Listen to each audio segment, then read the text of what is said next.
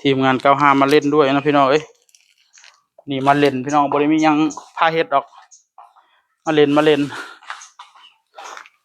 มาข้อหวานมาข้อหวานเนี่ยนะนี่ตะกร้านี่100นึงนี่เต็มตะกร้านี่แหละตะกร้านี่แหละมันย่อยเป็นเลยกาเต็มตะกร้าเลยก็สิได้เงิน100บานมันตุ่มทั้งใจได้กระดาษบานทั้งเรื่องโอ้ทำไมไม่ให้มันเต็มยากเกินต้มใส่ใบเตยยังดีเด้คักเลยเนาะหอมเลยเนาะโอ้ยลายบ่ว่านกแล้วยังนกบ่จักนกจักไก่แม่ดำไงแม่นหมดละมันมากินตะครบกาบ่ยังมาเช็ดเล็ดดูนี่วางผู้ใดเรื่องไปเจ้าบ่ได้อยู่บ่ได้จากโฟโต้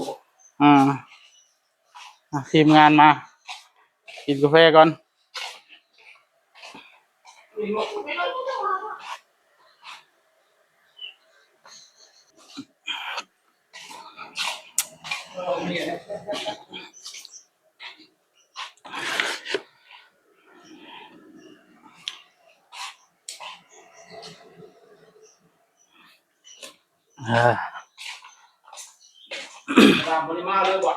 มาอยู่เอารถใหม่มามือนั่นอยู่ชื่อเราได้รถใหม่เลย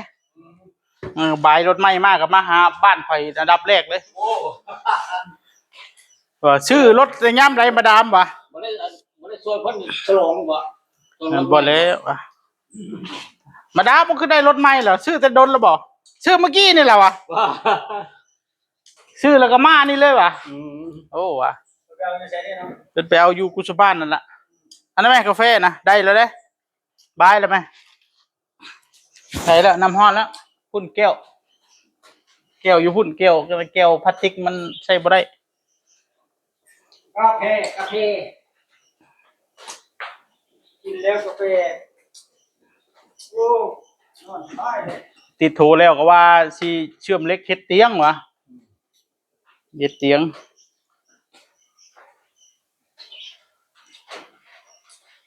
งแล้วมืดนี่จังไปเอาหินอยู่แถวพุ่นละมองอ่างละหินกองนั่นนะที่ว่านะเอาหินมาเททางไปห้องน้ำนี้ที่ว่ายังว่าบ่ใช่เขาก็ไปเอาเลยได้นะคันหนึ่งอัดทรายมาแล้วว่าสิไปเอาอีกจะคันหนึ่งอยู่พอได้ที่ไปห้องน้ำนี่โอ้หินซื้อเขาแพงไหนคู่ละ10 บาทเลยคิวนี่จะปุ่นกันเลยยาเปิดเบิ้งนะยาแม่งสมุนไพรกับยังบุ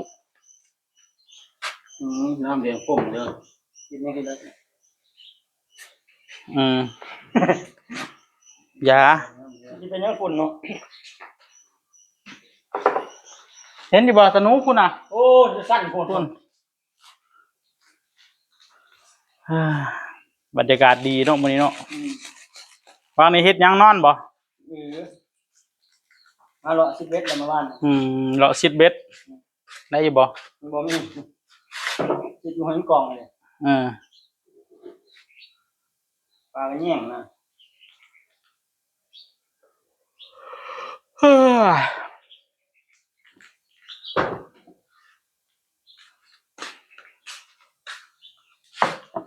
เดี๋ยวมื้อได้อันเฮ็ดลักงัวเดี๋ยวสิเอิ้นเด้อเดี๋ยวโทรหาโอ้เฮ็ดผู้เดียวกันอาทิตย์นึงก็บ่แล้วเด้เซาหัวเนี่ยนี่เฮ็ดเดี๋ยวแต่พี่ออมข้างหน้ากันขโมยบ่โอ้มันยังบ่ได้ดอกมันลายโพดเด้แม่งเฮ็ดคือซื่อดอกเฮ็ดเอาไว้นะกันไว้มันก็ยังดีกว่าบ่มีได้ใช่ว่าบ่มีคั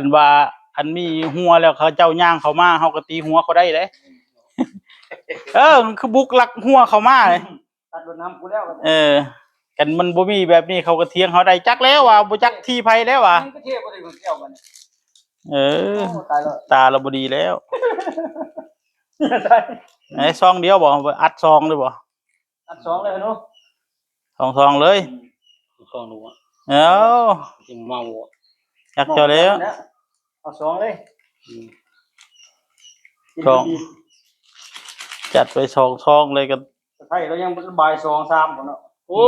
ยดีนะว่าคือแค่ดีเลย ระบายเทื่อละซองเลย บายสองสาม ไทยเรากินซองเดียวนี่ เราอยู่ บ่ถึง ไทยเพื่อนเรา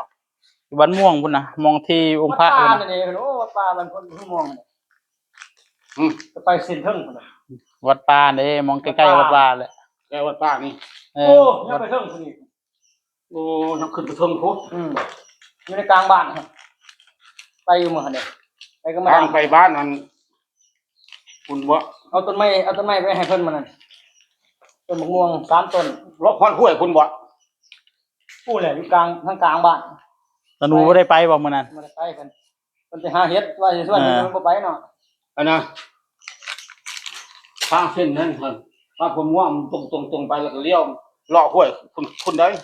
ไปพุ่นเด้อสิขึ้นเส้นเทิงพุ่นนั่นแล้วเขาบ่มีร้านค้าเลยมีเขามาซื้ออยู่ที่คนท้องเลาะห้วยมี มันเคยมีอยู่มันเจ๊งแล้วเส้นดุหลาย เขาปิดเลย คันมีร้านค้าแล้วเขาเส้นเหล้าเส้นเบียร์ดุแล้วมันก็บ่ได้เจ๊งคันบ่ขายเหล้าบ่ขายเบียร์เขาก็บ่มาเด้เขาก็บ่ค่อยอยากเข้าซำใดเด้ เดี๋ยวก็เดี๋ยวก็บันทึกน้ำมันนี่แหละ จักเลย มาใครจะเข้ามากระเตือนมันโจกใส่รถแล้วก็เซนเดอร์รถโอ้ยบ่ได้เอาได้เซนเดอร์ก็ก่อนบ่ได้เอาแล้ว เอาเติมก่อนเนาะ ที่ดีหาทางออกแล้วบ่ต้องขาย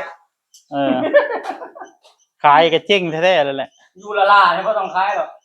คนนั้นก็มาเส้นคนนี้ก็มาเส้นแหละแห่งเหล้าเบียร์นี่แห่งคักเส้นแล้วก็ลืมเลยก็มี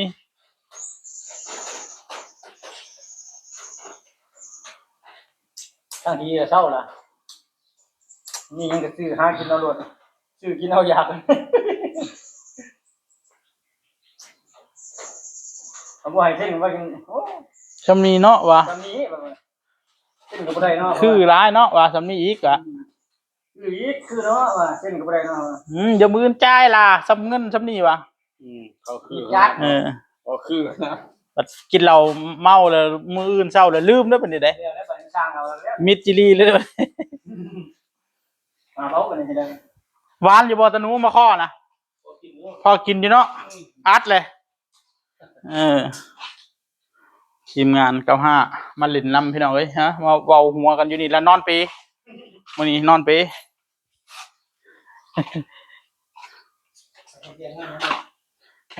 นอนปี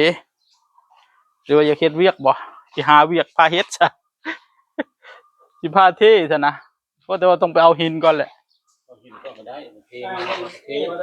ฮะ ต้องเป็นรถไฟฟ้าร ถไฟฟ้าตัวไหน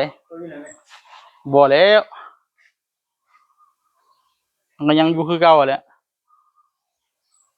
สำนี้ก็ขี้น่ะพอแห้งแล้วก็นี่ก็ได้ นั่นก็ตายก่อนตัว ตาย ตามรอไหม เสียแต่โดนแล้วมอเตอร์เสียบ่ได้เปลี่ยนเลย ซื้อไม่จะพันนะห่อดีกว่า3,000นี่จักคือกันซื้อมา1,000นี่ เดี๋ยวนี้ไหม นี่บ่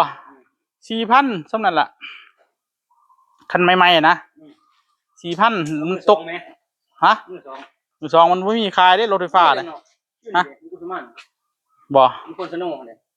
อ๋อนั่นบ่ ตัวอย่าง ประมาณนั้นล่ะ 4-5,000 ประมาณนั้นแหละแต่ว่ามือสองก็คือว่าละแบตมันบ่ค่อยดีแล้วมีซ้ำมันนี่แหละนี่มือสองก็ตามสภาพมันเนาะคือแบตใหม่คืออะไรแบตใหม่มันแบตมันก็ประมาณ700-800พุ่นล่ะบ่มีเด้บ่ได้ใช้แบตบ่ได้เอาตัวนี้ใส่ก่อนก็ใช้แบตนี่เด้อันนี้แบตมันตัวแบตตัวนี้ใช้ท่านฝากไว้เท่านี้สวัสดีครับ